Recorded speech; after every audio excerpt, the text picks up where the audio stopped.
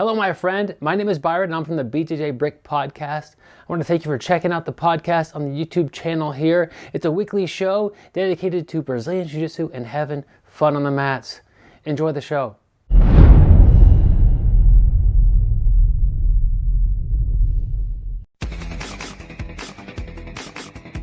Thank you for listening to the BJ Brick podcast. We'll be bringing you Brazilian Jiu-Jitsu and good times. We hope to flatten your Jiu-Jitsu learning curve, help you get the most out of your grappling ability, and meet your goals both on and off the mat. Welcome back, my friends, to the BJ Brick podcast. This is episode 234. My name is Byron Jabbar. I'm here with Gary and Joe, two guys they call the king and queen of the brick while they're on the basketball court. I don't really understand what's happening with that, but we got a great show. We have Moku Kahawai with us, and he's a up-and-coming ultra heavyweight black belt. You're going to see a lot of him, and we have a great interview with him right around the corner. Brick guys, I didn't know that this went to basketball as well. You know, I actually thought I was pretty good at basketball. I guess I'm not. We're not the king and queen of the brick. We take turns being the king. A little known fact here. Okay. Byron, and we bring Byron in as the queen. When I think you're talking about bricks, I think you're meaning when we're D'ing up Byron, the queen, who's playing basketball, we throw his, every time he takes a shot, we throw it so hard off the backboard, it's a brick. You know, we're blocking every one of his shots. Yeah, his 3-inch vertical leap makes it a little bit easier. Oh, man. They don't call him Byron Lambier for nothing. Byron Rodman. Except Rodman's better looking. And dressed is better as well. Yeah, better fashion sense. Yeah, absolutely. Yeah. We do have a great show, a lot of information coming to you from Moku, and really glad to bring him with you. We've got a great quote this week, and Joe has the article of the week later on. Outstanding show, packed full of information and good times. But and we have a rare change to kind of the show. Gary has an off the mat lesson this time. Well, I was telling Byron a story about myself, and he said we have to make it the off the mat lesson. So I really had no choice, and that's how it became a rare change. But you know, as I've got older in life, you know, at the ripe old age of 51, ripe young age, I like to say, I feel like I've become content and happy with my life. You know, I'm kind of, you know, where I'm at, where, you know, I have fun, I got a good job, you know, it just seems like, I always almost say it's like Groundhog Day. You know, I just wake up and do the same stuff over and over again. And last week's episode, you know, we're kind of talking about goals and, you know, kind of a little bit off air too and on air, but Byron and Joe were talking about, you know, all the stuff they're doing and all the goals they set. And I sit there and think, man, I haven't really even set, I don't ever set any goals. The last goal I set was, you know, to stop drinking pop about 4 years ago. And, you know, I guess that was a big goal for me, but I just don't ever really set goals. And so, you know, I just was thinking that, you know, compared to Byron and Joe, I'm kind of the loser of the group. You know, I'm not really, it seems like when I just, you know, I just haven't been motivated, I guess. And so, you know, just, you know, talking to those guys, you know, I decided to set goals, you know, and I didn't really set any jiu-jitsu goals yet, but more just stuff around the house, stuff that I've been needing to get done, projects, you know, that I put off and off and off. And, you know, I was telling these guys, you know, they were all real short-term goals, but, you know, I probably tackled 4 or 5 projects this week, got another one I'm scheduled to finish on Monday. And this whole week, I've just felt so, like, fulfilled, like I've done stuff. And, you know, and just talking about it now, I was thinking, too, during this week, and Joe, you kind of got me thinking about this last week, too, but we were talking about our eating patterns. And Joe was saying, you know, he tries to eat well, and I'm sitting there thinking, man, I eat 5 guys every day, this and that. And not that I was really trying to eat well this week, but I just tried not to eat out. You know, I told myself I'd love myself to eat out on Saturday, which is today when we're recording, but I did not eat out all week. I just tried to eat at home, which, you're normally going to eat a little bit better, eat a little bit less. And, Friday night is normally my big workout night. And I had a really tough workout on Friday night. My cardio was through the roof. My strengths were through the roof. And today I was telling my wife I didn't put two and two together. I was just thinking I had a good day. But I bet it's due, first of all, to accomplishing those goals. Like I said, it made me, feel fulfilled this week. And I think it's due to, trying to follow Joe's footsteps and eating a little bit better. So kind of crazy. I mean, just a little talk last week about setting goals. And, it's definitely helped me in my jiu-jitsu and personal life. There's a lot there, Gary. Yeah. Yeah, that's awesome. Is the lesson that I think the lesson is just, don't get content. Don't be satisfied. Always challenge yourself. Don't just sit back and wait for stuff to come to you. Kind of like what I was talking about Groundhog Day. Go out and try to better yourself each and every day. And, and that's what I'm going to try to do. Like I said, I just became content, and, I've probably been that way for the last couple of years. And, I don't know if it's my age and, where I'm at in my career, and just thinking that, really I don't have much more to accomplish. And, you guys really inspired me. And so I'm not going to just sit back and say, hey, I've had a good career. Jiu-jitsu is fun. I'm just going to, just go through the motions. I'm going to put fun back in my life, put fun back in jiu-jitsu. Man, Gary's got the eye of the tiger now. You ready to rumble, Joe? That's awesome, Gary. Thank you guys, though. You guys motivated me. Well, and that's part of jiu-jitsu. Gary, sometimes you say that's the best part of jiu-jitsu is the fact that is that challenge and rising to that. Yeah, and it's just so unexpected. I really have. I keep telling myself, like, in the last 6 months, I'm like, man, this is just like Groundhog Day. I wake up, I go to work, I come home, I go work out, I go to my kids' practices, I go play sports with my kids, and come home, do a little bit of work at home, and then go to sleep. And nothing ever gets done, none of my projects, and I just think that this is where I'm at. And I don't know, it just seems like I haven't had as much fun. And, just by, setting short-term goals to get some stuff done, I have had fun. And, and then I guess because I'm having fun, I'm eating better, I'm feeling better, my attitude is better. And I think that's what, made my workout so much better. I mean, it wasn't jiu-jitsu, but I was really strong in the gym. My cardio was through the roof in the gym. And I only did jiu-jitsu one day this last week. I was so busy. See, that's the bad part, guys. You got me so busy, I didn't hit jiu-jitsu enough. But, I'm content. There I go back with content. I got, even my one day of jiu-jitsu was really good. I would add another day, but one of my kids had a sporting event, so I did have to pass it up to that. But, normally I get, 2-3 days of jiu-jitsu in a week. And, I just had a bad week of missing it. But even though I missed one day, I had a great jiu-jitsu workout. I had, did a ton of stuff, and I had great strength and cardio workouts there too. That's awesome. Yeah. We've all had weeks like that where it's like, man, I really didn't get much jiu-jitsu-ing this week, but next week will be better, hopefully. Yeah, that's going to be my short-term goal for the next week is to see if I can get another day of jiu-jitsu in, see if I can get 4 in this coming week. And I'm actually trying to get another day in today since I had to miss this morning. But I've noticed all the texts I've sent out, nobody's returned them. So they probably realize that I've had such a good week, and they're afraid to get on the mat with me. Well, did you forget the shower? If you forget the shower, people aren't going to want to train with you. Yeah, a lot of times I do, but always what reminds me of the shower is the end of our show. And we're not at the end of the show yet. Okay. Tried to end the whole thing prematurely. I do want to get our quote of the day. This is from Helen Keller. All the world is full of suffering. It is also full of overcoming. And you can just take out the world and say the mat.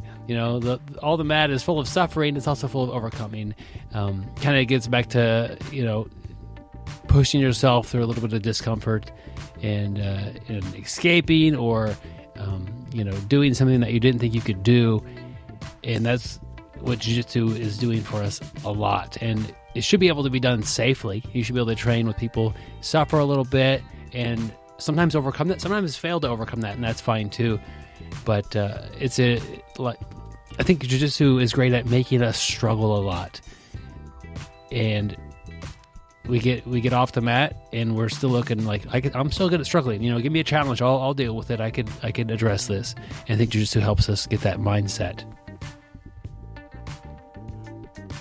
Yeah, that's brilliant. The way that you develop the skills that it takes to overcome adversity, like a big adversity, like maybe you find yourself 32 years old and on the back end of a nasty divorce, or you're 45 and you got passed over for a promotion that you were in line for. The way that you develop the skills to deal with those adversities is that you've dealt with dozens and dozens of smaller, less consequential adversities, and you've successfully overcome those. And if you live a life where you protect yourself from adversity, you don't really develop those skills.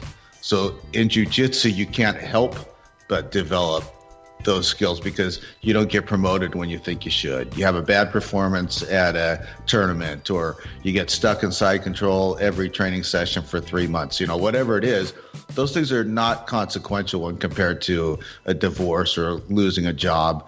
But you go through enough of those, you overcome enough of those, and then when you're faced with the larger adversities, you've got the skills and you've got the confidence to know you can do it.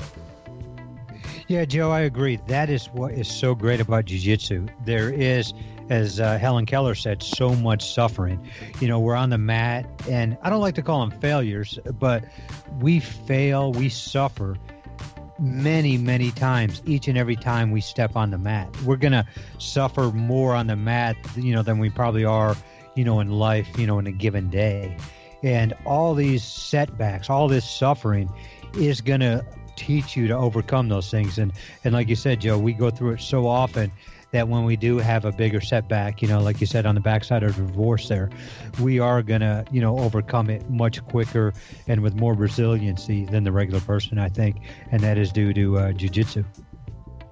Guys, I want to mention quickly, we've got a audiobook to talk about. If you're new to jiu-jitsu and you enjoy podcasts or digital content via audio form like you're listening to now, hopefully you enjoy this. We have a book called Your First Year of Brazilian Jiu-Jitsu. It's made by me.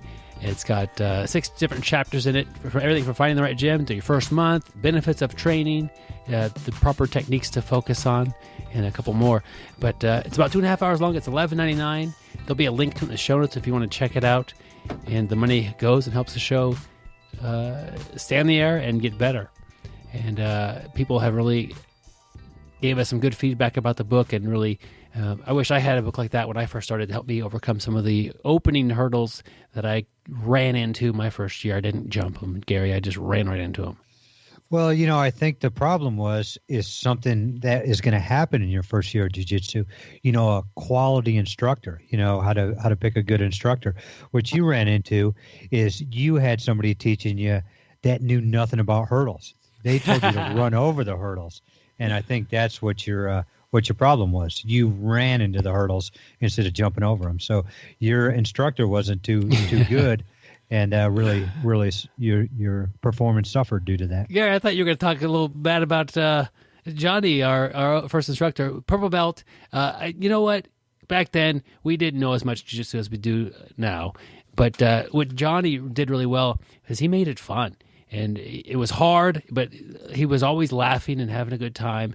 Made it fun. He hit me with a stick. I was like the slowest guy learner ever. And every time I did something wrong, he would carry around a stick and he would hit me with it. So, I got hit with a stick a lot. It's fun seeing Gary get beat with it. But it taught me not to make mistakes. He was always quick to laugh, and we, I don't know, I had a good time, Gary. I used to always think he didn't like me.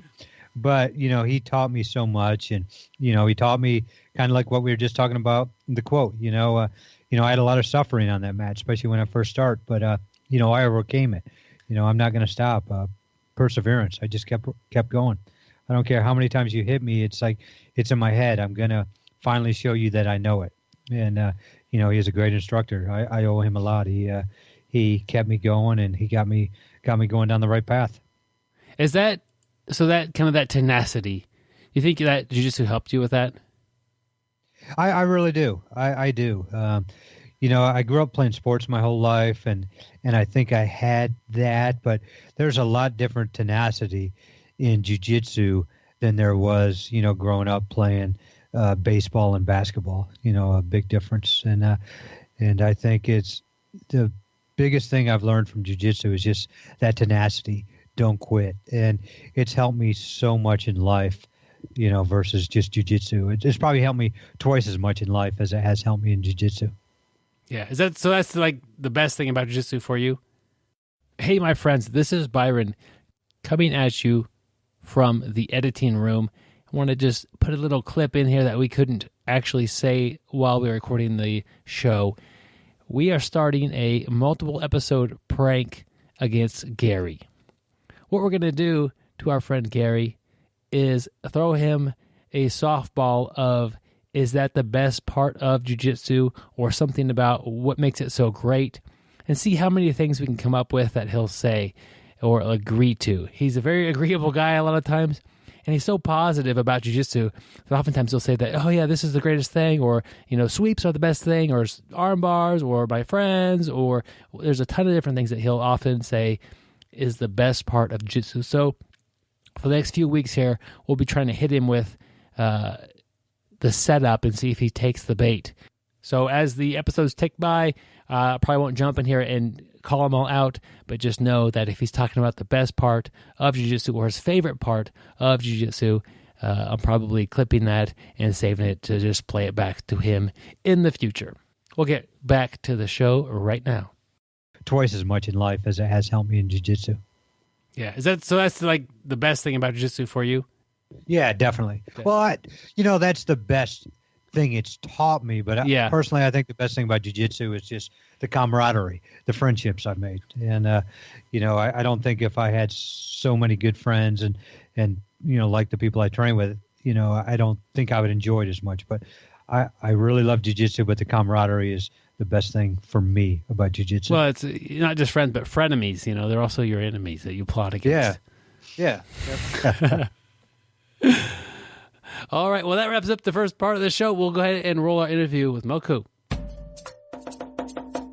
He is the most interesting grappler in the world. In the 80s, he started every match with a flying armbar. One day, he was running late for an open mat.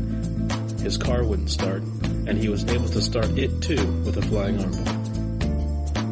With a gentle sweeping motion, he can rock any crying baby to sleep. I don't always listen to podcasts, but when I do, I prefer the BJJ Brick podcast. Stay sweaty, my friends. All right, my friends, I'm happy to bring Joseph Moku Kahawai to the BJ Break podcast. Joseph, welcome to the show. Thank you. Thank you for having me on the show. This is, I'm excited. I'm excited to have you. You're a heavyweight, training in Huntington Beach, and getting some of the, getting some of the best people in the world there. And a black belt, you're out there competing. And it's fun to watch you. You go by Moku, is that correct? Yes. We'll make sure you're calling you the right thing. Okay, Moku. And pronounce your last name for me real quick. It's Kahawai. Okay, just so everybody, I know we talked before it was recording here. I was talking about how I sometimes struggle with names, but okay, Moku, tell us a little bit about you and like a little bit of your jiu-jitsu history. Well, I started doing jiu-jitsu for self-defense reasons. I had a pretty tough childhood, and I started doing Kempo, actually. Kempo and knife fighting. And then as I was learning Kempo and knife fighting, I ran into some friends who did jiu-jitsu with BJ Penn. And they were blue belts at the time. And as I was going with them, they were doing I don't know what they were doing. They were pulling guard, and they're trying to tackle me down. And I was like, bro, if you try to tackle me, I'm going to fillet you. So, but then they kind of told me like, okay, so this is like a sport where you can score 2 points if you take down 3 points to pass the guard. And I was like, oh, that's kind of interesting. Then I ran into a friend named Champ, and I was going crazy, and he looked like he was bored, and he was just killing me on the mats. What year did you start jiu-jitsu?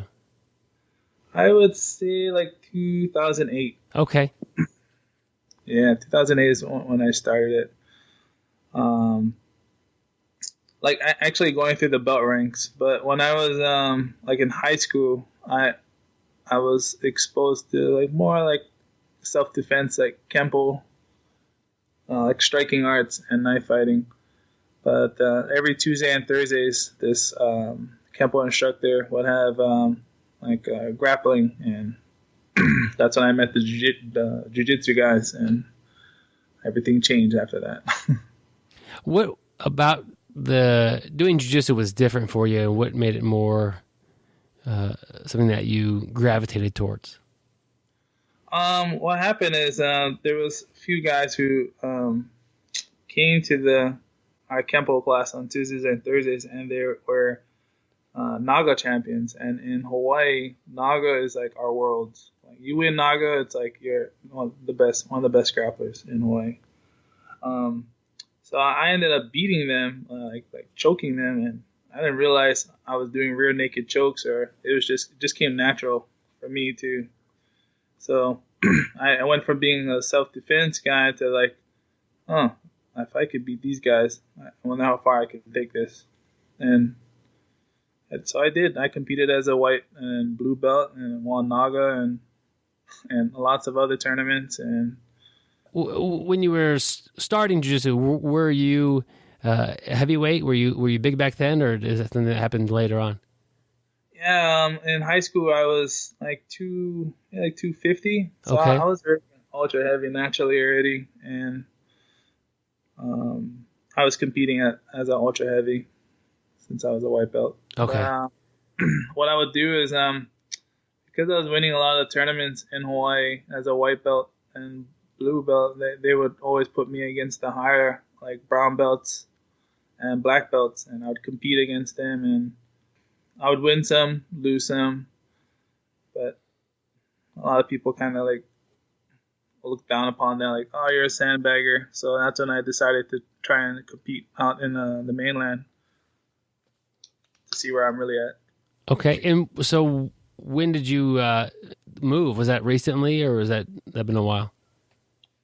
Yeah, I'm not sure on the time frame, but I came up here, I believe, in 2012 when the Mendez Bros opened up their gym. Me and my wife were like kind of scouting on what school do we want to go to. It was either Atos or Checkmat. Checkmat had the bigger guys. AOJ had the techniques that I like, and they're very smooth, and there's like a science to what they're doing. So while we were checking that out here, I competed in a brown belt tournament, and I won. So that kind of really like made me want to move out here and see what I can do against and try and win a world title. Back in Hawaii, you said that Naga was like the biggest thing you could win there, and it was a real big deal. How many tournaments were there for you to was there a few a year, or every month there was something to jump in and compete, or what was that like? Naga happens like one time a year. Yeah. And there were other small tournaments that happened. It was like Triple Crown was in there. There was some local kind of like jiu-jitsu tournaments, like smaller ones, but everyone really wanted to win the Naga, like the belt. But were you competing several times a year, or just? I would say maybe 4 tournaments a year. Okay. And when you moved, you were a brown belt by then? Yeah, I was a brown belt by then. The school I was under was Charles Gracie, and I was a blue belt when I was with them, and I kind of went up the ranks, kind of just teaching myself. He was an instructor from Santa Cruz, and he opened up a school in Hilo, and kind of just gave me the title of instructor. So I kept winning worlds. I'm not worlds. Naga. So he kept belting me, like get purple belt, brown belt, and I didn't want to get my black belt from teaching myself, So that's why I made the move. And one of my goals and dream was to move to the mainland and get a black belt from the Mendes brothers, win world titles. Wow, that's pretty cool. So you moved here. How was that adjustment process going from kind of teaching yourself or learning amongst your students to training at the Art of Jiu-Jitsu and having some of the best people in the world there on the mats with you every day? I had I had a lot of I was pretty good, well-rounded, and then I could do takedowns, but I was more of a guard player before I moved up here. And the bros, they really fill in the holes on where I needed to improve in my guard game. But when I moved here, they told me, Moku, you're like 300 pounds. You should be doing takedowns, and whoever controls the top wins in my division. So since I moved up here in 2014, that's when I just started doing just takedowns, and that's pretty much what you see the whole time is me trying to do takedowns and win by being on top. Moku, looking back at your earlier days in jiu-jitsu, why did you develop as a guard player?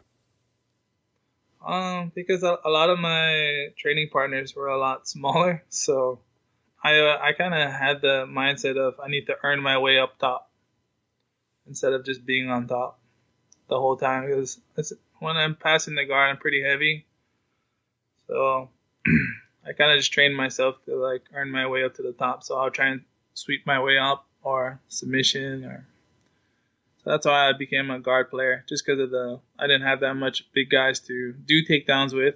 I think a lot of us can relate to preferring guard, especially early on, and then getting that habit of not really developing your takedowns. And then looking at you're a black belt and you're working on your takedowns, and you move there as a brown belt, and they're like, hey, you got to start playing top and learning, to get really good at takedowns. But you're not learning takedowns against white belts and blue belts. You're learning them against the best people out there. What was that like? Yeah, definitely. The difference between Hawaii and here, it's in Hawaii, I only have my students to work on. But since I've been up here, I've been able to work with Olympic judo guy like Ishii, Satoshi. I can't name some of the NCAA ultra heavies. I think it's Tony Nelson. These huge guys. Josh Barnett. Just the amount of high level takedown guys. It's pretty amazing up here. So it definitely jumped up in skill level when I moved up here. Yeah, and then it jumped up in skill level, but it also jumped to a category that wasn't in your typical game that you've been playing for all those years beforehand, right? Yeah, it was definitely I definitely learned a lot from just going against these guys, and Ishii just kept throwing me, and I had to change my mindset because when I was going against Ishii, the judo guy, he would throw me, I would say 100 times, and I had to okay, every day I come to train with him, he's gonna throw me one less, and it went from being thrown 100 to 50 to the next day it would be 20 to 10, and then there was the day where I was like, okay, he's not gonna throw me, so he didn't throw me, and I was so happy about that. The little battles, and he's an Olympic, judo guy, and there was this one day where I threw him for the first time. And I was like, I'm done. Where's my black belt in judo? It was super happy. He was super mad, but I was like, oh, this is amazing. I think that's a way we could all kind of help ourselves adjust our goals to be more realistic. You didn't get thrown 100 times, and say, hey, I don't want to throw me any more times at all. No, you want to do a little bit better than you did last time. and then Yeah, you did that by steps. Yeah, it's like winning the small battles, the little things to win, eventually get to the bigger wins. And I think some people are like, they get too greedy and they want to try and throw, and all. Like, for me, it was just don't get thrown that much today, little by little. Yeah, and in that process of having to be thrown less today than yesterday, you could ask yourself, what are some of the bigger mistakes I'm making? I can't fix all of the mistakes I'm making overnight, but what one or two big things am I making errors with, and address those, and then tomorrow I'll remember those, and then I'll have a little bit of more room to work towards another mistake I'm making, and then eventually turn that to offense. Yeah, I had the same thing happen when I went with Josh Barnett. Like, first time I met him, I was like, it's Josh Barnett. And this is like, I've been watching you. Like, man, I'm the biggest fan. And then he tells me, be prepared to tap fast. I was like, in my mind, I was like, you prepare to tap fast. So I go with him, and then, like, I swear he submitted me like 100 times. And I drove back home, just quiet. I went to my wife, and I was like, I don't think I belong in the no-gi division. But then my wife's like, no, just dust it off and do what you do. Win the small battles. So that's pretty much what I did. Well, what I did with Ishii is what I did with Josh. It went from 50 to 20 to that one day I caught him. And it was like, yes.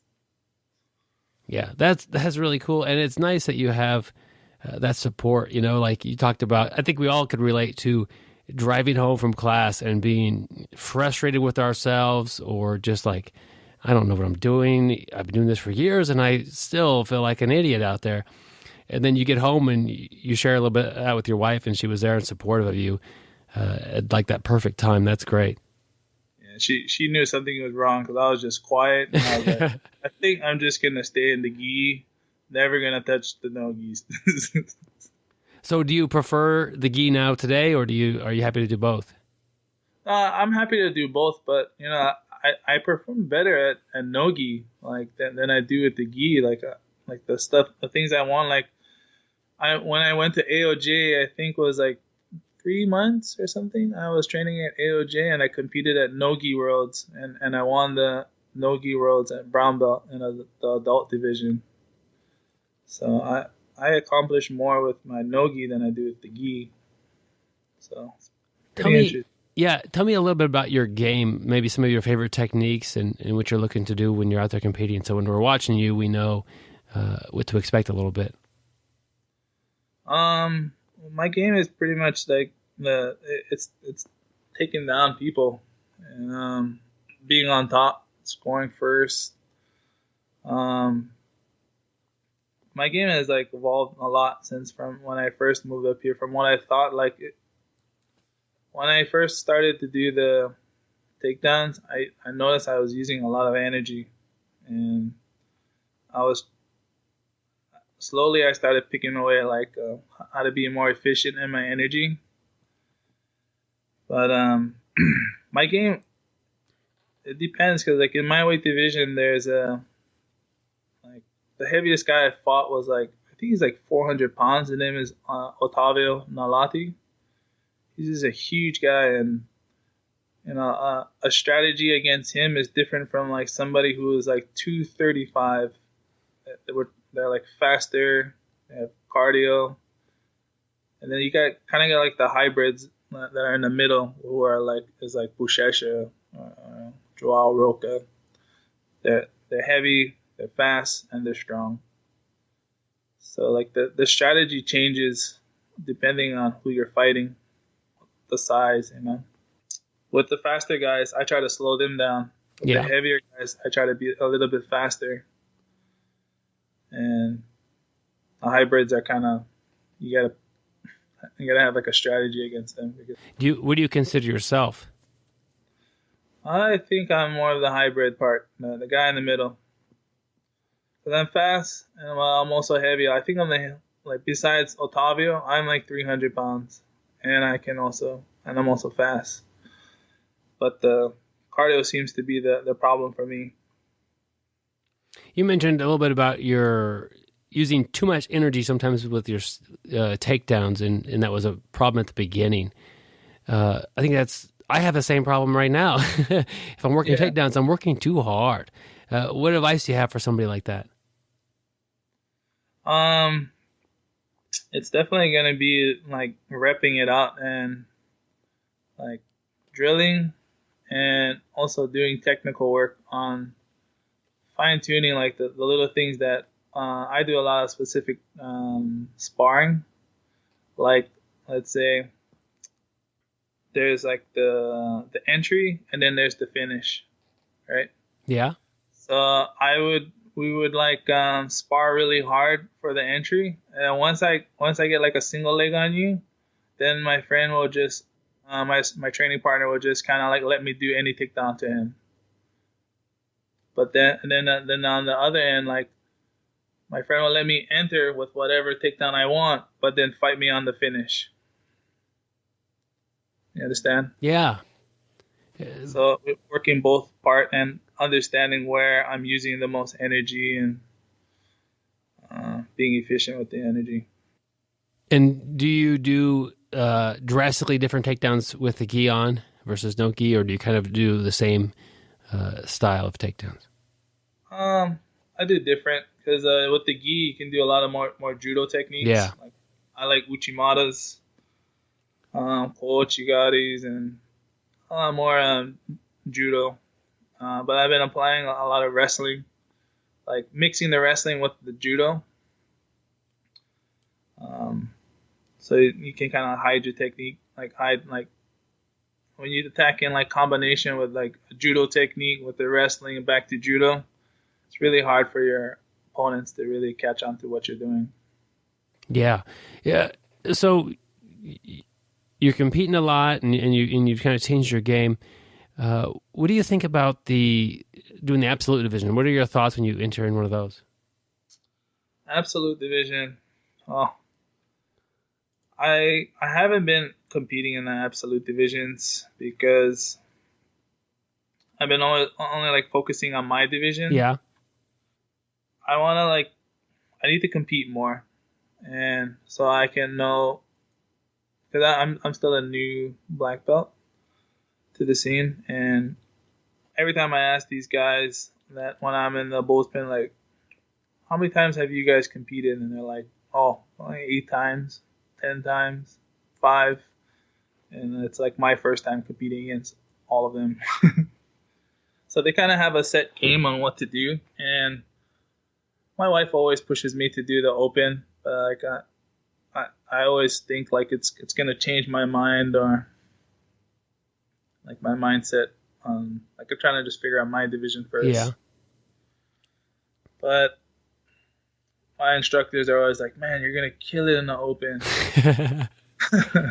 That's what I mean. As a fan, you would think watching you in the open, it would be you'd have a significant advantage. I mean, you're big, but you're also fast, and you play like you talked about that hybrid style of game. That's a great, looking at that person. That's a great person to compete in an open weight class division. But I totally respect you. You're focused on your division, and you're wanting to beat the people that are there with you at that place. Yeah, like I have a harder time with smaller guys than I do with bigger guys. The bigger guys are very predictable. They're going to use a lot of power and strength to just to do what they want to do. But little guys, they'll find the little to get under you, around you, and eventually end up on your back. Yeah, that's interesting to think of that.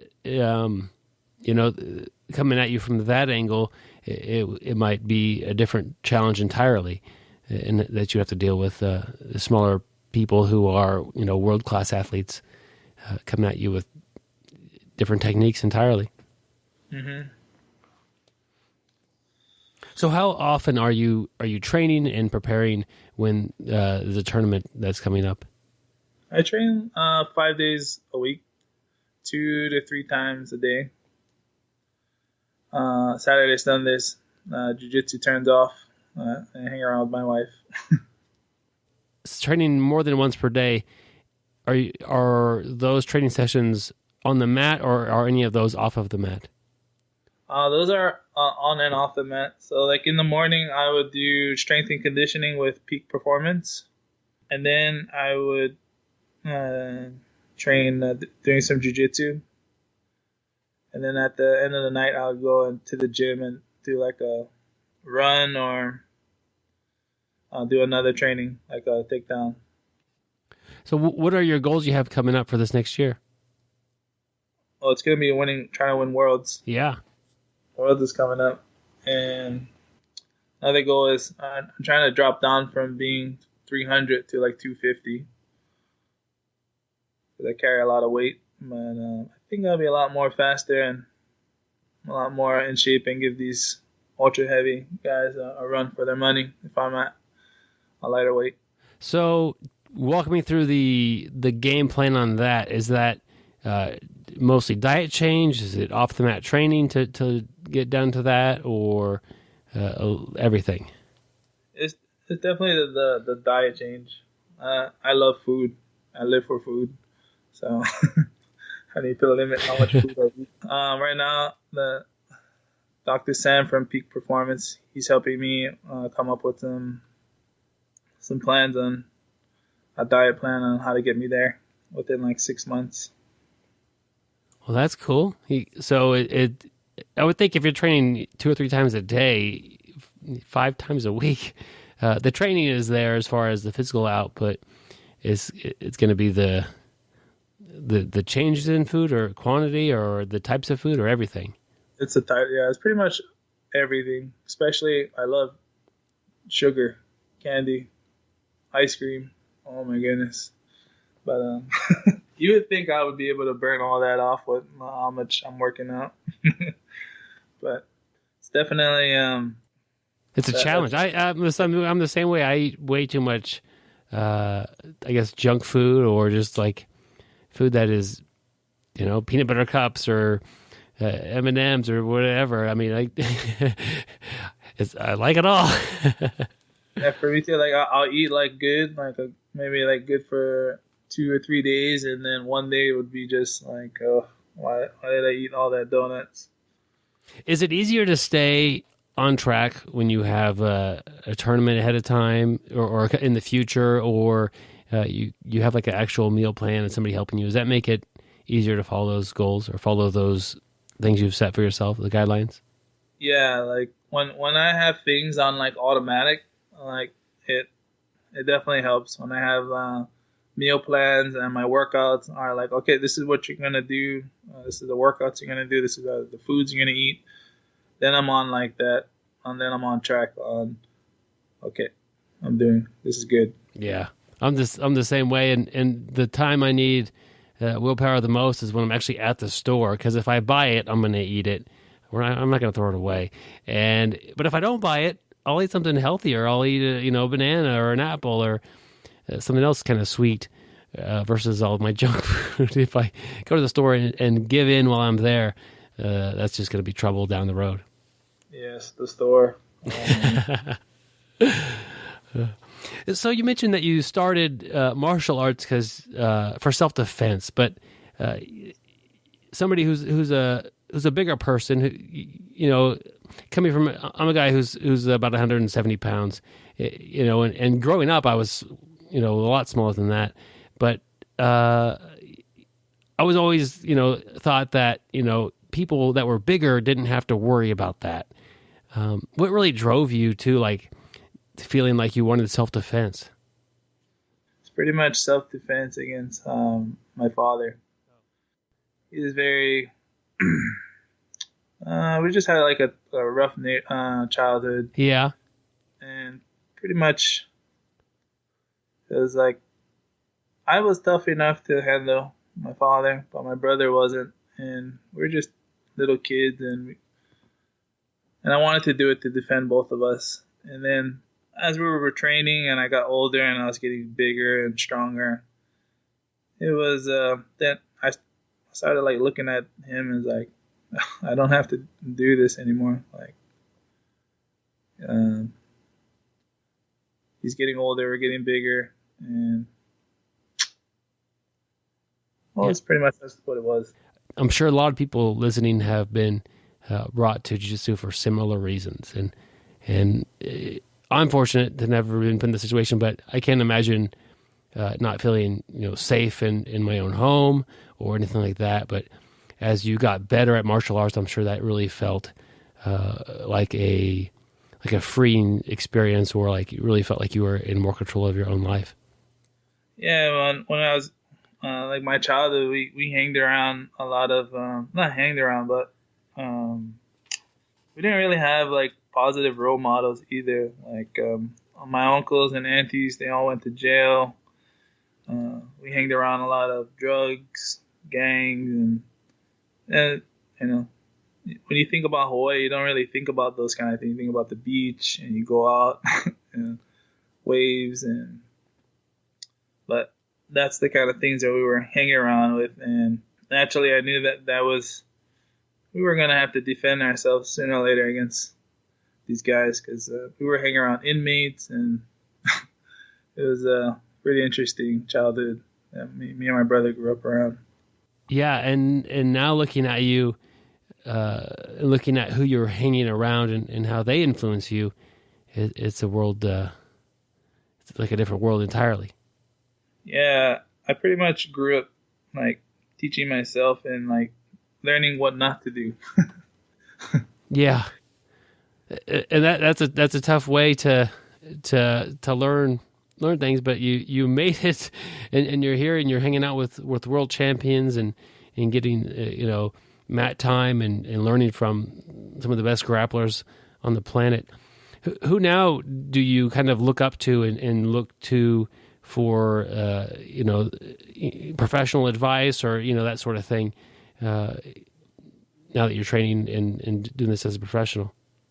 I've always looked up to like Hodger Gracie, like since I was a white belt. I like how his style is very like calm, collective, and yeah, Hodger's one of those guys that everybody has a lot of respect for. Amazing on the mat, and then also a nice guy off the mat, and like what a great role model as far as, especially for a heavyweight to be looking up to and wanting to perform like that.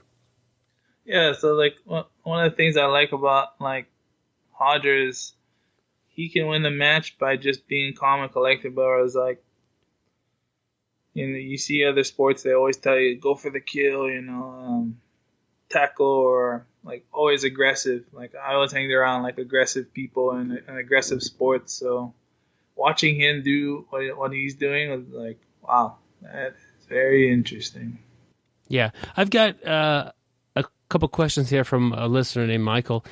He wants to know what kind of training methods that you do are different when you're rolling with the smaller training partners. How do you, keep it beneficial for you and them, and make sure it's safe at the same time? What do those training sessions look like?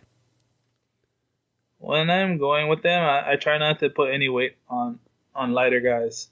I try to focus more on weight distribution and like more movements, like body movements. And when they're like, when we're playing like the Baron Bowler game, I will play with them and go underneath, and like I try not to smash them and use like all the attributes I have, which is weight, strength. It's a sensitivity that you have to build up. It's not gonna come natural. Like I've rolled with lightweight guys since I was a white belt, so it took a while to learn how to roll with them without hurting them. Yeah, and I read an interview by you, and you really need to build that trust with them and let them know that that you're a safe training partner. Yeah, that's one of the things too. Like when I go to a new gym, I always find the lightest guy to go there, because like I'm a big guy, so when they see me and they already have their guard up, so I go with the lightest guy and I roll with him and I shake hands, and then we just kind of roll, and I don't try to submit anyone or just kind of have like a flow roll. Like I'm not gonna let him beat me up, but I'm also not gonna beat him up. And then the other guys see that, they're like, oh, this guy's cool. It's kind of the opposite of the idea when if you go to prison, you beat the biggest guy up, and then everybody respects you. You roll with the lightest person, and you everybody of course is watching, because who's this guy? Almost 200 pounds coming here rolling, and okay, you're gonna pick him to roll with, and then he's cool, he's fun, he's here to have a good time and to get better at jiu-jitsu, and that just like sets a tone for the rest of the session. Yeah, but if I went against the instructor and I started like just murdering him, then it's like, oh, you're not allowed here anymore. Yeah. You want to try to avoid that type of a situation. By the time you do roll with the instructor, or you've made that relationship, even if you're going hard, you're still not crushing them, and that's some instructors have a hard time rolling with people who are from outside and come in and really take it to them. But some, are humble, and they don't have to portray the image of being the best person in the world at jiu-jitsu because they have a little school somewhere, like it just depends on the personality, I guess. Definitely the personality, for sure.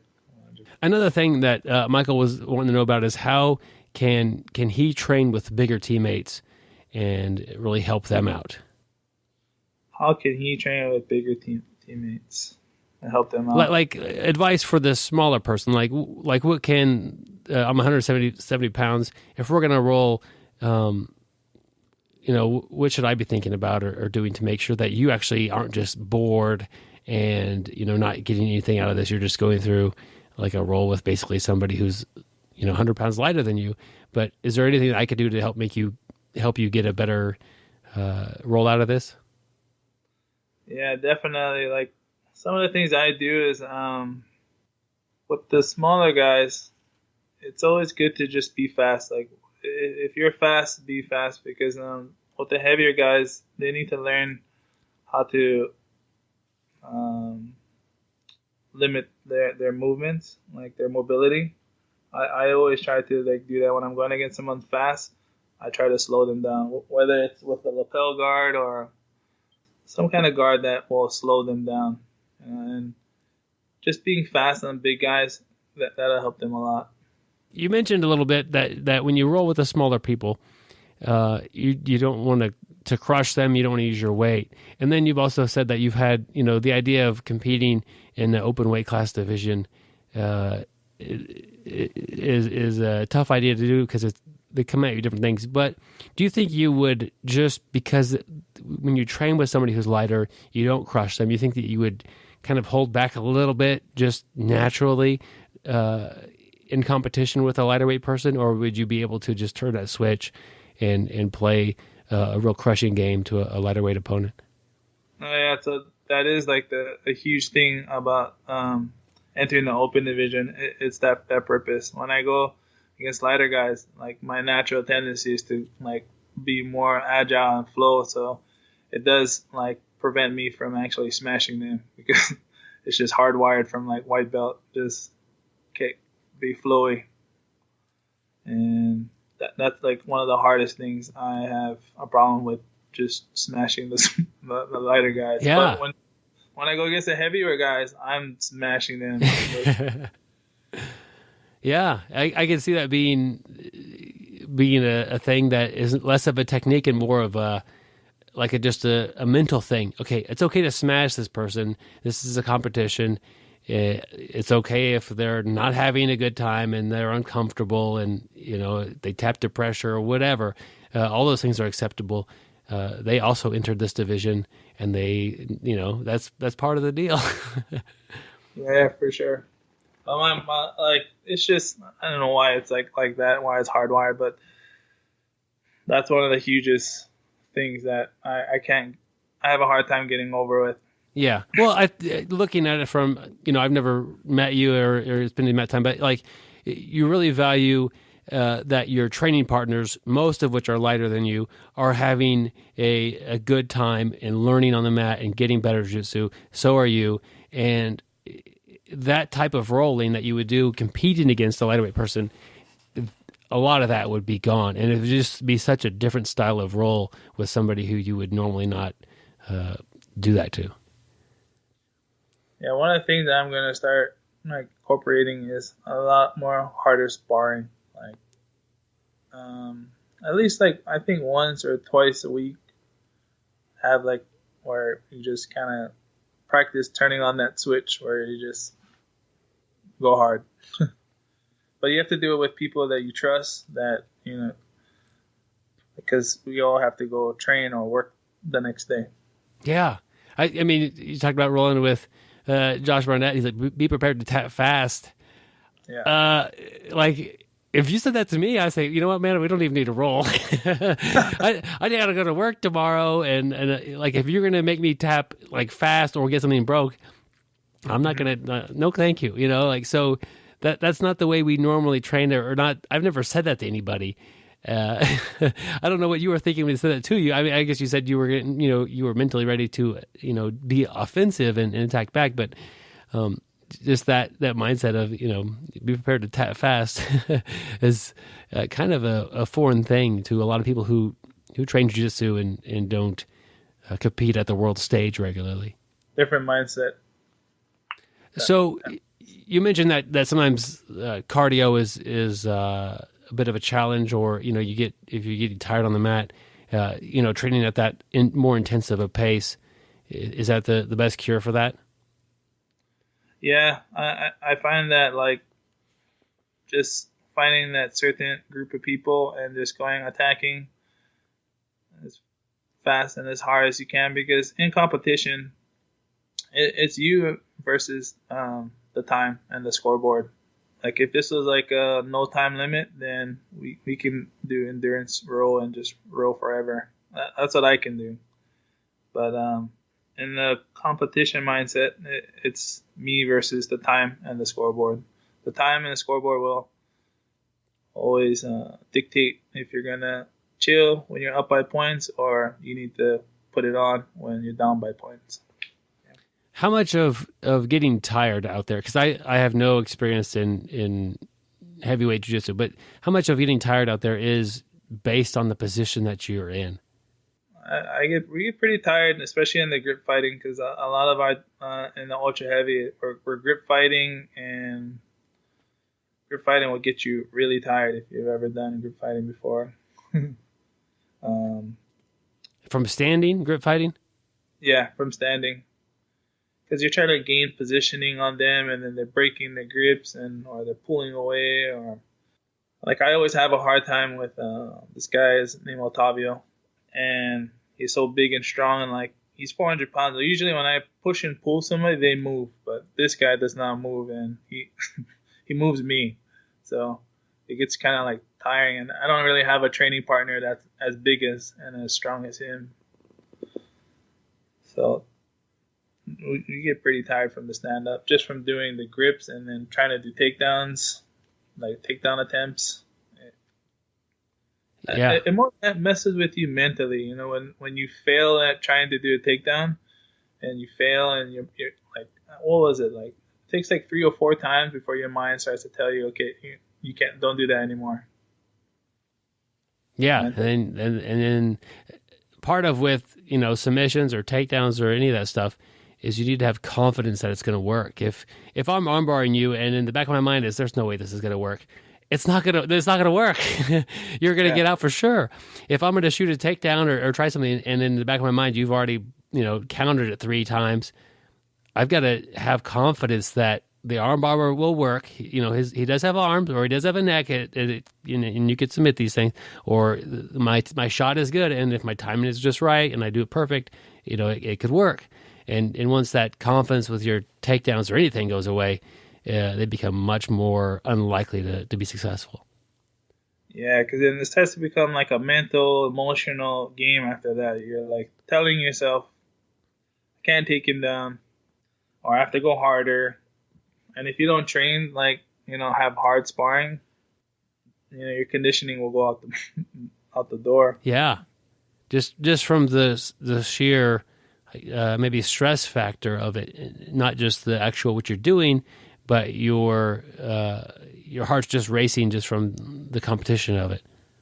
Controlling your emotions, like being angry, and like once you're angry and like you're telling yourself like you suck or you can't take him down, and then you start playing mental mind games with yourself, and then you get tired. So how do you avoid that? I avoid that by it has to be. I think it has to go with like the training that you're doing. Like I was telling you, like the specific training. So like, me and my friends would do like hard grip fighting for like, I don't know, like a minute, as hard as we can. Try to grip each other, pull each other around. Try to ingrain that we train hard, so we should be able to go. Cool. That grip fighting is exhausting, and I know that you're training with people who are doing judo and jiu-jitsu and getting all sorts of different angles in wrestling. But how is it different grip fighting somebody who is that elite judo practitioner versus the jiu-jitsu people? I just find going with the judo guys, their sport is more geared to grip fighting and throwing and takedowns. Whereas the jiu-jitsu guys, if they feel like they're being threatened, then they're just going to, like, in the stand-up, they're just going to pull guard. And judo guys, they don't have that option of pulling guard. It's either thrown or be thrown, you know? It just forces you to work that takedown even from, like, when you have the bad grips or, you need to counter it versus just pulling guard. Yeah, but there's some things that you can't do in judo that you can do in jiu-jitsu, so it kind of like blocks you a little bit. So like in jiu-jitsu you can have a cross collar grip, and but in judo you can't have that grip. For like if you grab that grip, then you have to throw already. So some parts of judo kind of like blocks me from like my jiu-jitsu game, my jiu-jitsu stand-up game. Whereas like in judo, like if you grab the belt, say like you're doing like an underhook game and you grab the belt, in judo you have to throw immediately. And in jiu-jitsu you can grab the belt all day. That's a interesting differences that will definitely affect the outcomes. And you mentioned that the judo very explosive. Well, I guess you have to be.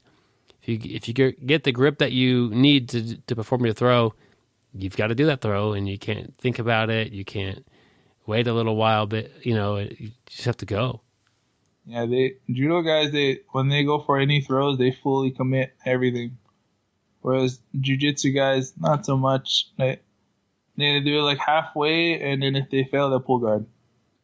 Yeah, that's we see that a lot. But in the ultra heavyweight, it tends to be an advantage to be on top, and is what everyone's currently playing. Yeah, you see a lot more of the stand-up game, obviously, in the heavier weight classes. Yeah, the stand-up game. But,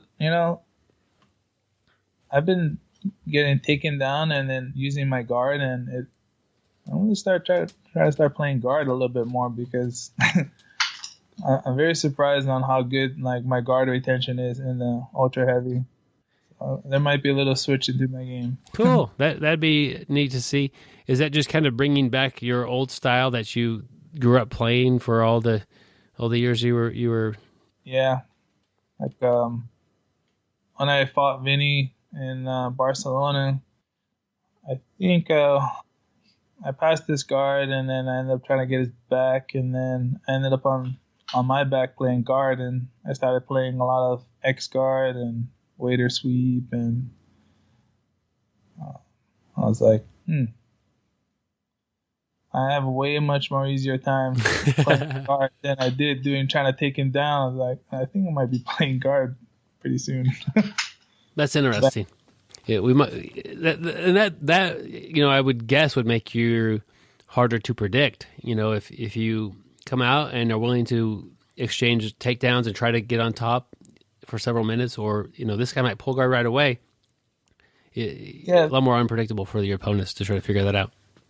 Yeah, like my plan, like some of the times in my match, I'll try and take them down for like the first, like I'll see what I can do in the first 4 minutes, and I'm doing like a lot of off balancing and seeing where like in the fight where the fight's going.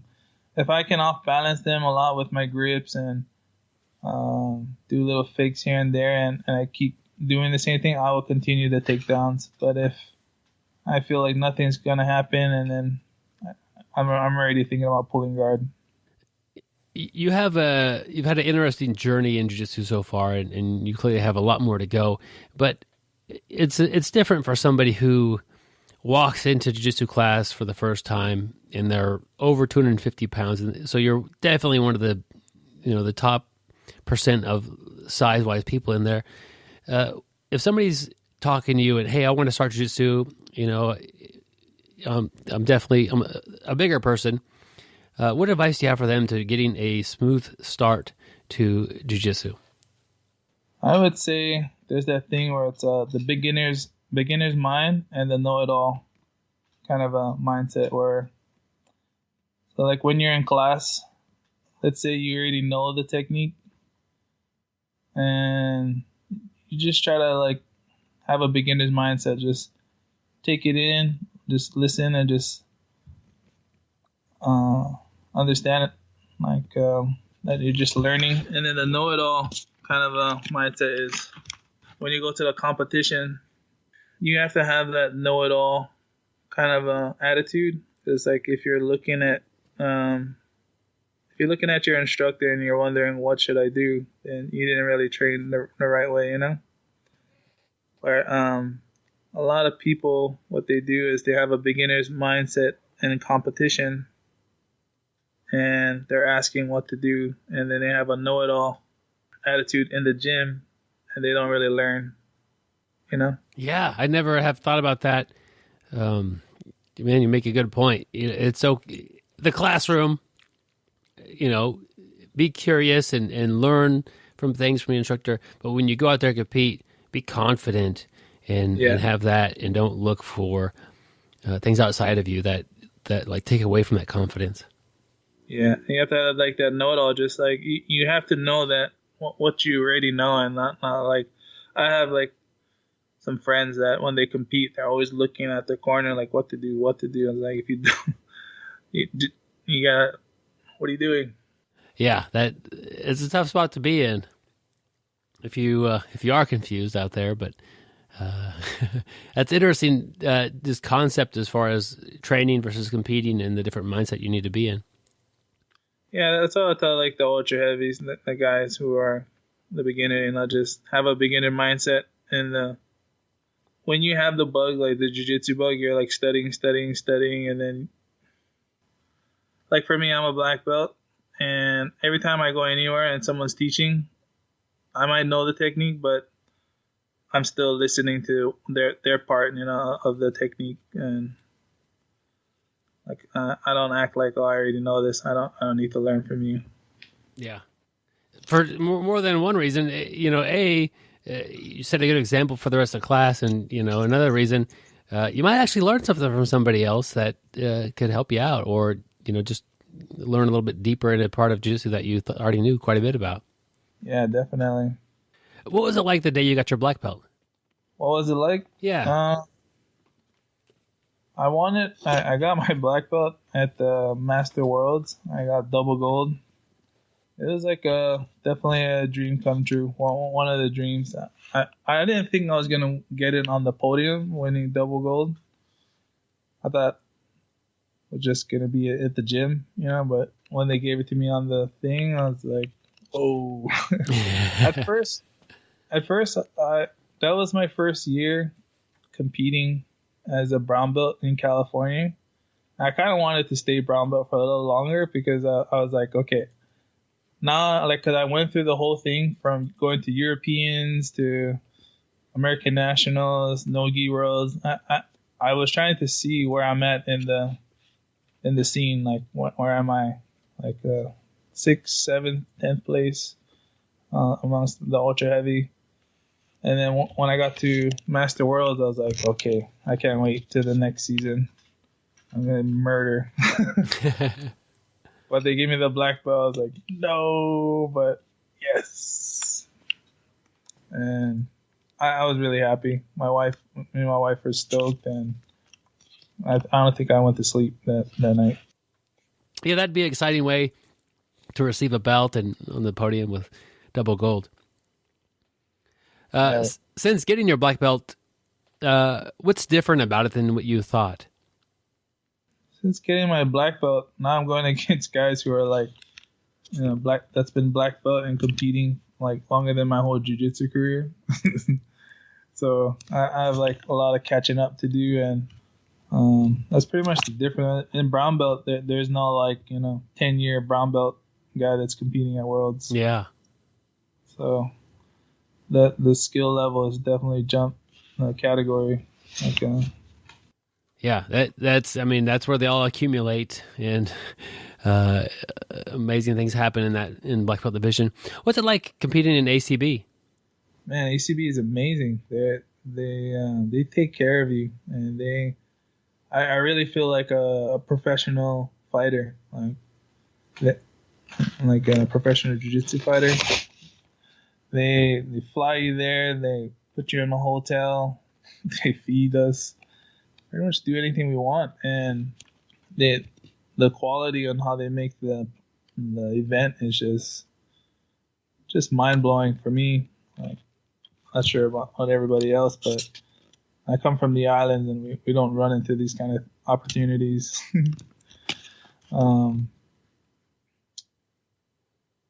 ACB, I never thought I'd get this far to where I'm competing professionally against the highest level. Like a lot of these guys that I see that I'm hanging around with when I go to these ACB events, I used to watch them on YouTube, like white belt and blue belt, and it's just like, oh, it's you. Yeah, it's definitely a different type of an organization, and have some great matches on there. Yeah, they definitely giving us raising the level of like for jiu-jitsu athletes to make money, because jiu-jitsu athletes don't make we're pretty poor with this event. ACB, it's kind of like they're like the UFC, where they have like 3 5-minute rounds. Yeah, and then it's not even it's a little different than that still too, because they penalize, or they give the other person 2 points if you pull guard in the first minute, and then the rounds are scored. Interestingly, you win the round. It's not an accumulation of your points over the whole thing, and if you win by, is it 6 or 7 points, you win it 10-8 instead of 9-10 round. Is that right? Yeah, exactly. So it's just a different style, a different rule set to a different type of jiu-jitsu competition. But it's great the way they're treating the athletes, and there are definitely a lot of great matches. And yeah, you could find them on YouTube, and they're up there, and you could just watch hours and hours of ACB, and of course you're on there as well.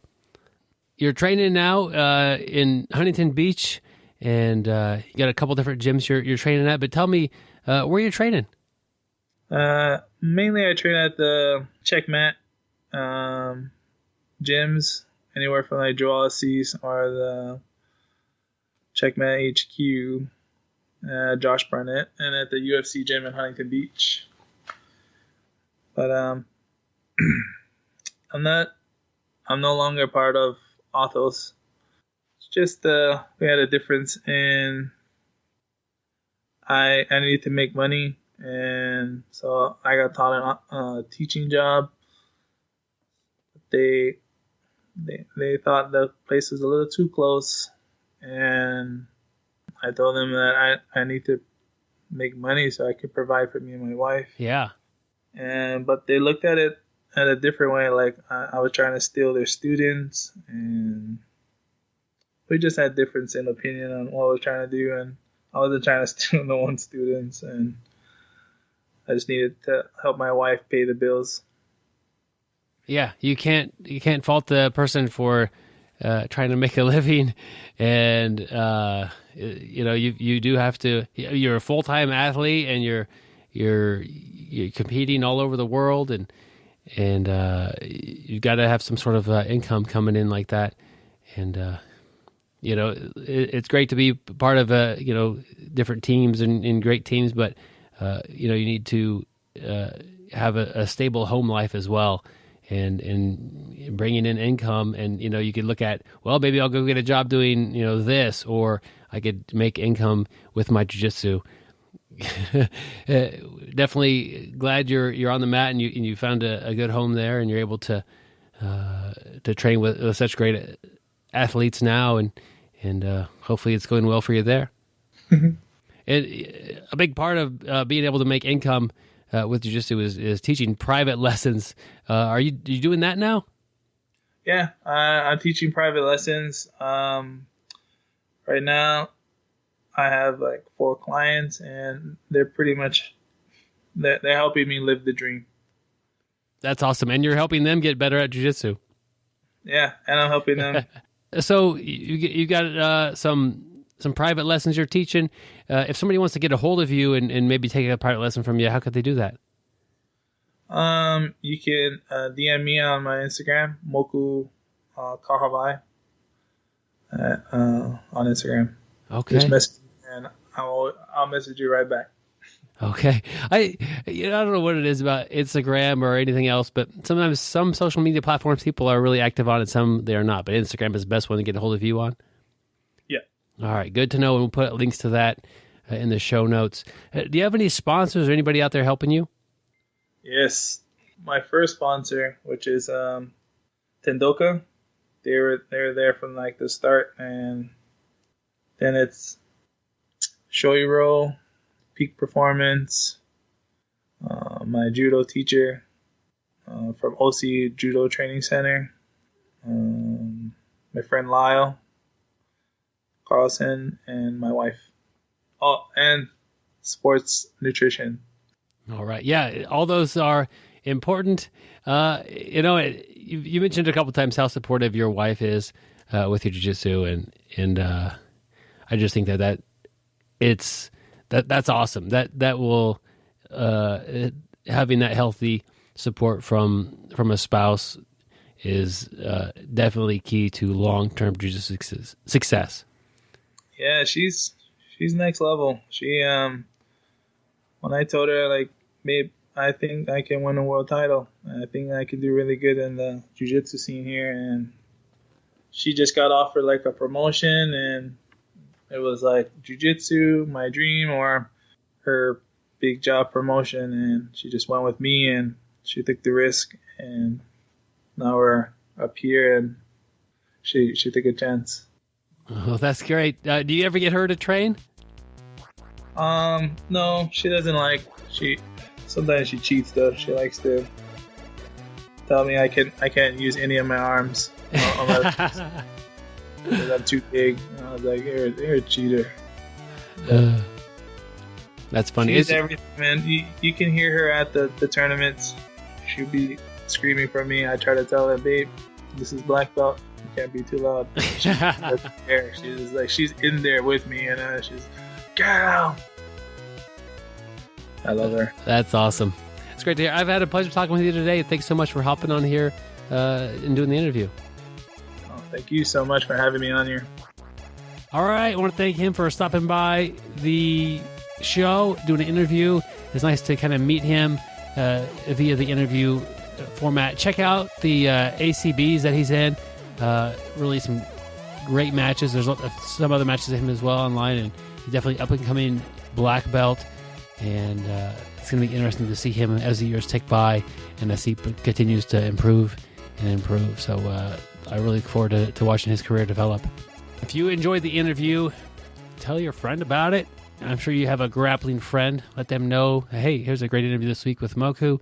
Check it out and send them a link, or just show them how to find the podcast. However you find it, probably a good way to find it for them. And share the podcast. That's helped us grow a lot. We really appreciate that. That's one of the biggest ways you could help the show, especially in a non-financial setting, is just spread the word and tell your buddies about it. Yeah, you can use social media to do that. We're on Facebook, YouTube, We have an app out. If you haven't downloaded it yet and you like the show, download the app and you'll get the latest episode every week, plus some extras. Visit the YouTube channel for some reviews and some question and answers by Byron. And, of course, check us out on Facebook. This week we have a very special article written by from a one of our very own. special guy. From a very special guy. Some people have called him the Queen Brick on the basketball court, and some people have called him the King Brick on the basketball court. But this week we have an awesome article from Joe again here. It's called Creating an Environment for Success. And first of all, I do want to say, just going off this title, my talk with Joe and Byron last week, they have already created an environment for my success, and this first week, has done it. So, Joe, tell us a little bit about your article here, and let's talk about it. Okay, we had a guest on. It's been a couple years now, I think, and that was the first time I heard the term or the quote, "Environment trumps will," and I hadn't thought too much about it before, but I've thought about it since. And if you like to believe that you get ahead based on your own grit and hard work and determination, that's not an easy pill to swallow. But generally speaking, it's true. So when you think about jiu-jitsu, you can work as hard as you want, as hard as you can, put out all the effort you have. But if you have environmental issues that are holding you back, your journey is going to be difficult. So I looked at a couple of off the mat areas where you might have a negative environment that could set you back, and a couple on the mat ones. So off the mat, the first one is probably if you have a spouse, if you have a family, and you can't get them behind you, you're setting yourself up to be in an environment that's not going to help your jiu-jitsu too much. If your wife's always on you about the amount of time you spend, your kids are obviously missing you, that's not going to be an environment for success. So a couple ideas I would have, and I'm not an expert on relationships by any means, but a couple ideas I would have. One is to keep it fair. Make sure that if you're spending 4 or 5 hours a week doing jiu-jitsu, that you're also spending 4 or 5 hours a week doing other things with your family, or you're giving them opportunities to pursue their passions. Another thing is probably being able to be flexible. And I didn't put this in the article, but Gary, you said something earlier that you only got 1 day jiu-jitsu in last week because you had family obligations. And wouldn't you say that that's actually a long-term investment in your jiu-jitsu? Oh, yeah, definitely. It's a long-term investment. And I was actually thinking about this morning as Byron's out rolling and I'm, watching a sporting event for my son. I really miss being at jiu-jitsu, but I'm never going to get those times back with my son. It's something that someday down the road, my son's going to be gone. I'm going to have all sorts of time to do jiu-jitsu, and I'm not going to have time to get back, and watch my son involved in his sporting activities. And, it's going to make my wife happy. And like Joe said, it's going to give me time, the next week to train. And, so it is definitely an investment, in the family to make sure that I'll be able to train in the future. Yeah, so there's lots of things you can do at home to make sure that environment is one that's going to help you succeed. There's a couple, I put in here a couple on lifestyle, and I'm not a lifestyle expert, but I think two paradigms that people can get caught in. One is they're sort of in a workaholic type situation, and they're leaving, 5:30, 6 o'clock in the morning for work, and they're eating fast food on the way and taco trucks for lunch, and they've got a desk job, and the stress and the diet, and that can really be detrimental to your progress. And then at the other end of the spectrum is guys that think, how did I put in the article, that beer chugging and belly flops competitions were athletic events, and they're out at barbecues and picnics every weekend, and eating that kind of food and having some beers, and that's not the worst thing in the world, and you probably don't need to eliminate all of that type of recreational activity from your life, but you need to be balanced for sure, and you keep an eye on that. And if you're in the workaholic category, maybe do some meal preps on the weekend, pack some lunches, stand up at your desk. I mean, there's all kinds of things you can do to lessen the detrimental effects of that type of job and that type of work environment. So, that's kind of the off the mat things. Yeah, Joe, you mentioned that you're not a lifestyle expert. Could have fooled me. So you're definitely going with some of the themes of this. You're definitely not the king of lifestyle. No, I'm not. Okay, maybe it's a little more towards the queen side of lifestyle expert. My goodness. He's giving, Joe's over here giving great advice, and we come back with that. But this is a great article. I really, when Joe sent this, I was really blown away. It's not about how to tighten your arm bar or pull a certain sweep off. It's about being in the right spot while you train, not just on the mat, but at home as well. Like, if every day you get up and you go to jiu-jitsu and it just makes your family upset with you, you're doing it wrong. You're doing jiu-jitsu totally wrong. If when you get to jiu-jitsu and people are getting injured and no one's having any enjoyment at all, even the guys that compete really enjoy jiu-jitsu. Even the guys that are top-level competition people are having fun while they're training. Sure, they're also lifting weights and pushing themselves off the mat, and that may not be as enjoyable, but they're enjoying the process, and that unlocks the mechanism that lets this become a long-term success. And I think this article is great for anybody. Like, you could have done jiu-jitsu for 10 years, been relatively single the entire time, and then you're married, and you've got to incorporate a different style of off the mat life to jiu-jitsu. And if you can't do that, one of those things will be affected negatively. And I think that this is really not talked about. You don't talk to your coach about it. You don't talk about, maybe you do with your spouse, but you probably should. But it's just something that can derail your jiu-jitsu.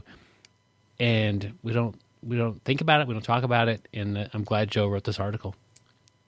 Yeah, and going back to, Joe talking about he's not a life coach and you're trying to call him a queen, Byron.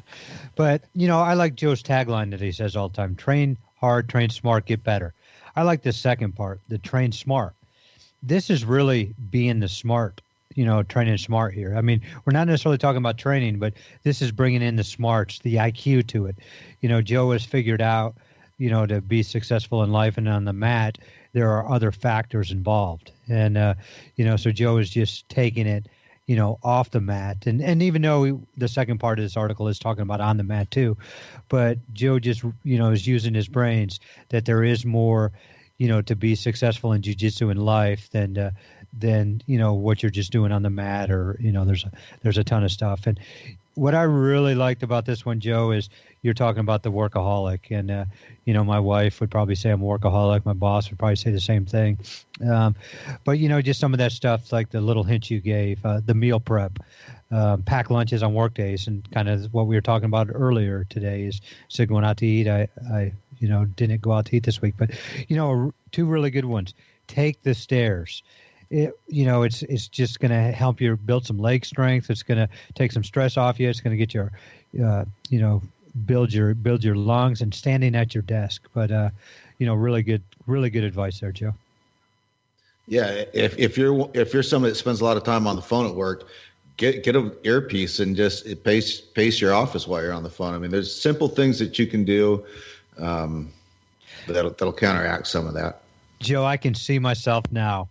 I'm going to get an earpiece for work, and I'm going to be pacing down the hall doing shots, single legs, double legs, and everybody's just going to be looking at me while I'm talking to people on the phone. But I think I'm going to do that. Yeah, don't limit yourself to just shots. You can. I can butt scoop. You can butt scoop. I mean, it's like, you're taking too many shots, you won't be able to drive home. Yeah. Well, not those kind of shots. Yeah. Hey, what's funny is that at work, everywhere you go is cameras. There's cameras everywhere at my work.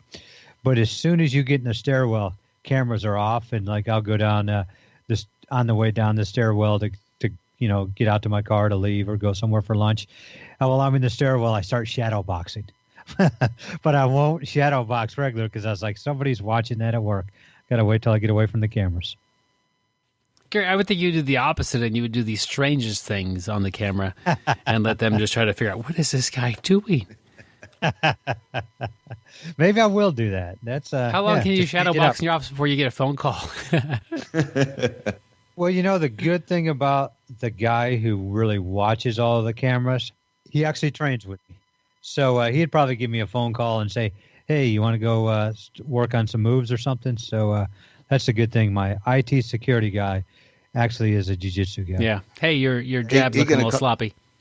He's going to call you up and say, oh, so we're starting Fight Club in the stairwells now, huh? I remember I interviewed Steve Maxwell twice. I'm looking at it, episode 73 and episode 194. And I think one of them, I think it was episode 73, he told me, he goes, I have an earpiece on, I'm talking with you on Skype through my phone, and I'm walking around this whole interview. Like, that's just what he does. And it kind of reminds me of Gary, like, getting that earpiece and moving around and just staying active in the, grind of the day. Gary, do you have one of those desks that you can elevate the surface and stand up? Well, he's got one of those beds. He's got one of those chairs in his living room, right? Help him stand up. I'm the only one in my department that doesn't have one of those. And it's kind of weird. Since I'm the boss of the department, I should have one. But everybody else has those stand-up desks with me. And I don't know. I'll have to get one. Have to put an order in for one. That's a new goal, Gary.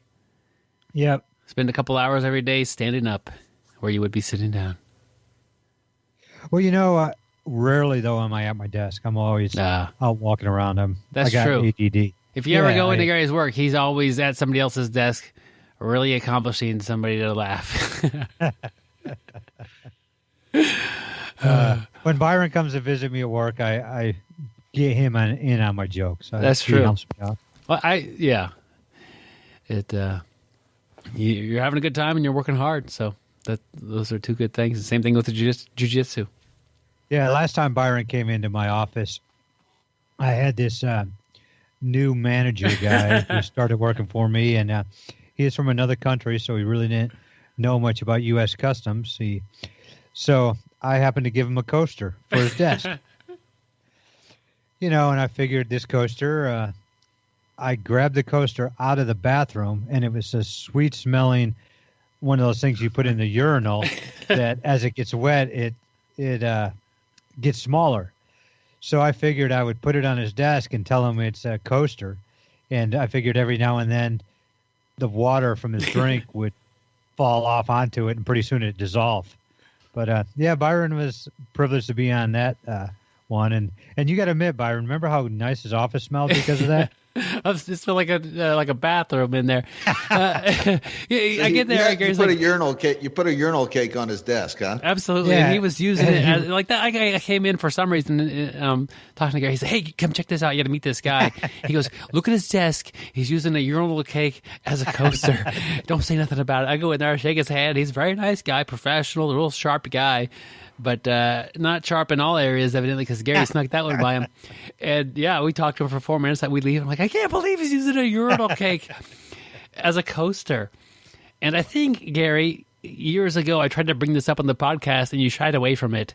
But now that the pranks, it's past the statute of limitations, whatever, you're happy to bring that up. So I know, he always has something going on in the office. It's kind of like that TV show. The Office. Yeah, that was hilarious, Gary. Oh, thank you. But the article is on the website bjjbrick.com. We'll put a link to it in the show notes, written by one of our very own, Joe, the guy who's really good at writing articles and also great at podcasting. Joe, and you did inspire me to finish. I've got 3 articles I've started, and I need to finish them. So that you got that. I'm like, this is outstanding. I need to finish my articles because they're not that good, but I could at least get something done. You know, let's talk about one of your articles for a change. The crazy thing is you guys are always publishing stuff. Joe's got all this. Byron's trying to write a book. He's got 3 articles in the work. The only thing I've ever wrote is I've been published in the Penthouse Forum. That's about it. It's like you guys are accomplished. Stick to what you know, I guess. Is that even still a thing, Gary? I mean, I don't know. Isn't that print media? Well, maybe it's online now. Okay. I want to give a quick thank you to our Patreon supporters. They are people that have listened to the show, enjoyed it, learned a little something, and thought, yeah, I like this. I want to support it. And really, they're helping it grow and become stronger and a better quality show as the years go by. I want to give a quick shout out to Nathan, Greg, and Gudrun for their continued support on the show. Honored to have you guys supporting us, and it means a lot. And if you want to pledge like $1 per episode, go to the link in the show notes, check it out, and each time an episode comes out at the end of the month or at the beginning of the next month, that's really looking at see when it is. I think it's at the end of the month. Your card will get charged a couple of bucks, and it really helps us out a ton to have the supporters. We also send you out a gi patch and a sticker, and you are also happily invited to the private Facebook group. If you just send me a message, the easiest way, if you send me a message with your Facebook page, like your personal one, I'll get you added to the group that way. Sometimes it's hard to find people just by getting their name on Facebook because there's a lot of people out there. But if you give me that and you want to be in the group, that's cool. If not, I understand it as well. But we will send you a gi patch and a sticker anywhere in the world. I don't know about Antarctica, but we've hit a lot of different countries, and it's been awesome. So the Patreon supporters have definitely helped the show out. You know what else they're responsible for, guys? What would that be, Joe? They're responsible, at least in part, for bringing the BJJ Brick crew together and helping us to put on an event in June. June 22, 23, 24, we'll be having the BJJ Brick Experience in Wichita, Kansas, the vacation destination of America. What's going on the 22nd, Byron? 22nd is going to be an open mat in the evening. It's a Friday evening. I'm working that day. There's like a 90% chance I'm going to get off for a few hours that night and sneak over there and get on the mats. If there's some big emergency or something is going on, that won't be able to happen. Other than that, I should be able to make it and roll with everybody. I know, thinking Gary and Joe will both be there, and there'll be mats full of people doing jiu-jitsu. Really looking forward to the open mat on June 22nd. What a great way to start a weekend of jiu-jitsu. Yeah, I'm looking forward to it. How about the 23rd? Gary, what's happening on that day? You know, the 23rd is probably the best day ever. We have Rolly Delgado. We have Tim Sled. How is that 2 superstars for a seminar? So 23rd, you cannot miss that day. Rolly Delgado going to bring a seminar. Tim Sled going to bring a seminar. Do not miss June 23rd in the vacation destination, Wichita, Kansas. BJJ Brick Experience, the Omoplata Palooza. Real quick on those guys. I haven't met Tim Sled yet. Interviewed him several times and had him on the show. He's really good at explaining his ideas and communicating and teaching. But having not met him, I have his DVD about leg drags. Changed my game. I mean, as far as one of the, I can attest to that. Yeah, one of the biggest changes I've had in the past 3 or 4 years was learning from Tim over a DVD, and I'm really excited and looking forward to meeting him and thanking him for that and learning more. I'm greedy. I want to learn more. And same thing with Rolly. The leg lock game for me has really been developed with Rolly, but Gary, I think, was able to latch onto that, and he's been working hard on the leg lock game, and I think Rolly has taken Gary's leg lock game like up several notches. I tell you, when his first DVD came out, legal leg locks, I was on the pre-order and everything for that. I was in his email list, and I thought it was cool the first time I talked to Rolly, and he's like, "Hey, you were actually one of the people that I have your emails." I felt privileged to do that, but he's helped my game so much. And what I like about his leg lock game is it's a straight ankle lock. Everybody is going heel hooks and everything else, and I've trained with Rolly a couple of different seminars, and I told him, hey, my bread and butter is the straight ankle lock. Everybody else is doing heel hooks or whatever, and he's like, hey, that's perfect. That's what you need, and he's just taught me so much about it, and really changed my game. And then Joe, what is happening on June 24th? Well, we'll be doing some more jiu-jitsu. The BJJ Brick crew, led by Byron, will be bringing some technique and some good times. So I'm looking forward to it, and it's good times, guys. Yep. Working on a curriculum for that day. Definitely going to show you guys some of our favorite techniques, and hoping to get some Kimura information out of Gary and have him share that with you guys as well. I trying to explain Gary's Kimura game to it's garbage. Straight up garbage. To people, he's not using a ton of strength, but it's just like so clean, and the way you catch it, you don't let it go. You're willing to transition from one thing to the other, but you still keep it together, and your finishes, although you're not muscling it, there's a lot of power involved because you're using your body. Really impressed. And he did show me and my wife a couple of tricks to the Kimura, and it's working great. Looking forward to having him share that. I really just wanted to show it to Becky so he can get you. Yeah, that was my goal. Yeah, I can't let her get that far ahead of me, Gary. Well, I can. Oh man. Well, the good news is these guys, Joe and Gary, have been working hard on an audiobook.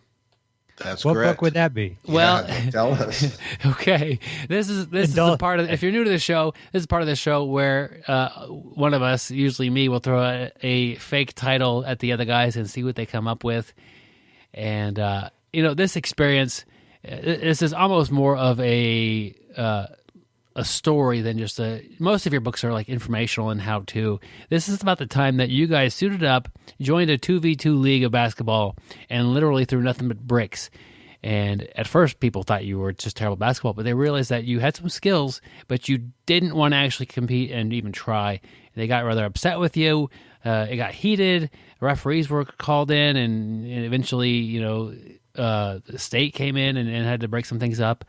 But, what happens when you throw nothing but bricks in a game of jiu-jitsu is kind of like, or in a game of basketball, it's kind of like when you go do jiu-jitsu and you just like stick your arms up, or you just lift your head up all the time and let everybody like, why are you doing this?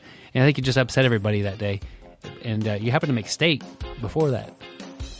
Well, yeah, our opponents were really upset once they realized that Gary was just kind of trolling him, because they thought he was missing by miles every shot, but he was just throwing it at the top corners of the little red square behind the hoop. And his goal was to hit that corner, every other shot. And once his opponents figured out that's what he was doing, they were a little bit miffed. But we can't all be as good at players as Gary. I just tried to get on the court and look good. Yeah, I mean, Joe always looks good. I mean, especially from behind. But, our real goal in this basketball 2-on-2 league was jiu-jitsu. I mean, Joe and I, we don't look like basketball players. We don't look like jiu-jitsu people. But we know how to troll people, and we know how to make people mad. And, as you said, Byron, that's what we did. We made people mad. And you may ask, why would Joe and Gary try to make people mad? Why, Byron? Ask us why. Gary, why would you guys try to troll people and make them mad at you? Because we wanted to practice our jiu-jitsu. We didn't want to play in a 2-on-2 basketball league. We wanted to do jiu-jitsu, but our mom signed us up for the basketball league, so we had to do it. So we figured if we got people mad enough, they would start fights with us, and we'd pull guard. We would end up sweeping, get top position, and finish from there. And even though we lost every game, we did not lose when it came to jiu-jitsu. Nobody ever wanted to play us again. And by the time the playoffs came around, we were the only team left. All the other 2-on-2 teams, they either had broken arms or torn ACLs. And so basically we won the league by default. What's the best sweep to do on the basketball court? I'll let Joe take that one. I would know. I get the takedown and fight from top position. Nice. Yeah, yep. Joe's just a bruiser. He just took top position. What would happen is Joe would be driving to the bucket, and they would go to take a charge. So they would just stand still. Joe would throw the ball out of bounds, change levels, and double leg blast him past the end line. Yeah, they got both hands raised up in the air like they're expecting the charge, and it's just perfect. Yeah, and what I would do is Joe's a bruiser. I would use a little finesse. I would go in for the scissor takedown, and end up in the honey hole position and destroy somebody's ankle or knee. And we did this all year. One game, Joe knocked the breath out of the two players 42 different times. Nobody would take a charge on Joe. I think that's the same year that Gary took off his skate and tried to stab a guy. Well, that was in the 2-on-2 hockey. Oh, in hockey. I thought you had the skates on in basketball. The good thing about the audio book is we do have an appendage part in it where Joe talks about, how to pack, for survival in a basketball game. And like Joe would always wear a headband, back like in the old days, he'd wear a headband. But the good thing about the headband is when he'd grab top position, a lot of times he would take the headband off and tie their arms behind their back. Or he would take the headband off and he would choke them with it. So what, Joe's doing is he's training smart, as Joe's tagline. He's bringing the tools to the game. These other guys just, a lot of these teams didn't even wear high tops. After somebody played us once, they wore high tops because they knew we were going for their ankles. Gary, I just got to get one thing straight first. Was it an appendix or an appendage? It was an appendix. Joe is a surgeon of submission. He's actually take people's appendix out with an appendage. That yeah, we hope it wasn't an appendage that took the appendix out. Gary, what is your favorite part about this whole book? I personally like the epilogue.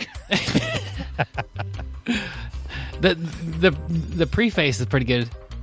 Yeah, but the epilogue is great. But it's such a good book. I would definitely get it for everybody who loves basketball. And jiu-jitsu. Don't forget that. There's a lot of good jiu-jitsu in there. Yep.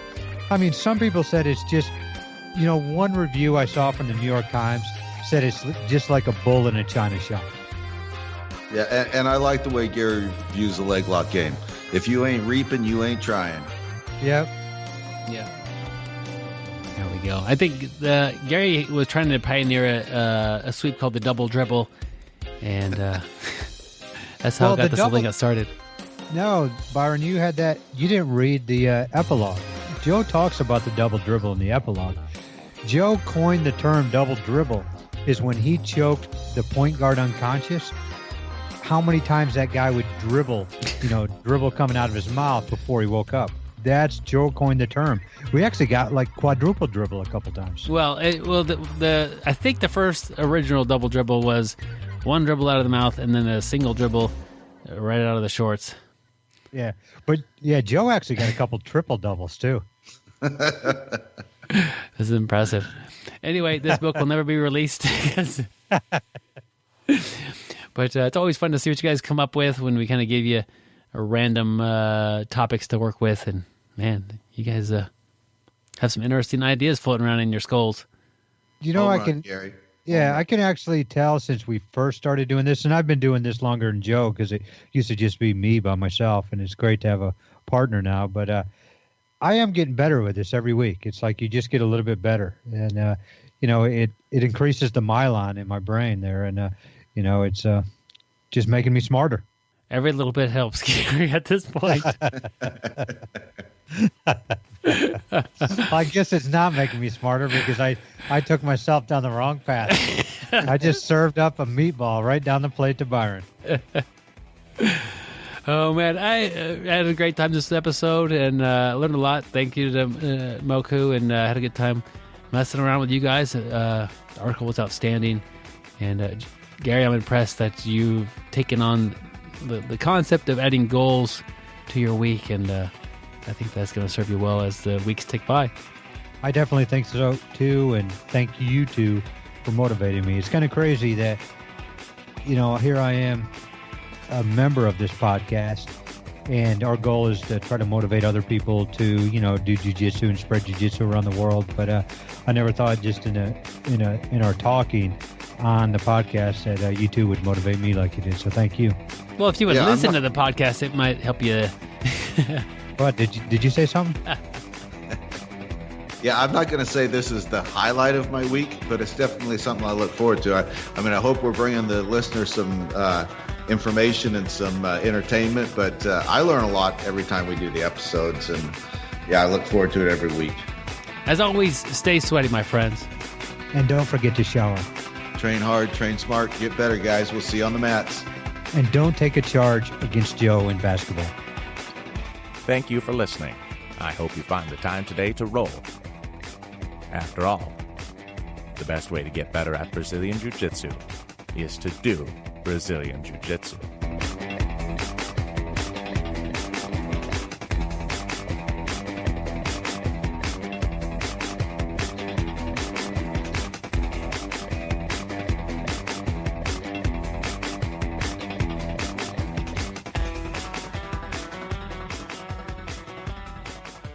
Thanks so much for checking out this episode. Hope you enjoyed it. Hope you learned something. Check us out next week. And don't forget to check out the archives at bjbrick.com or on this YouTube channel.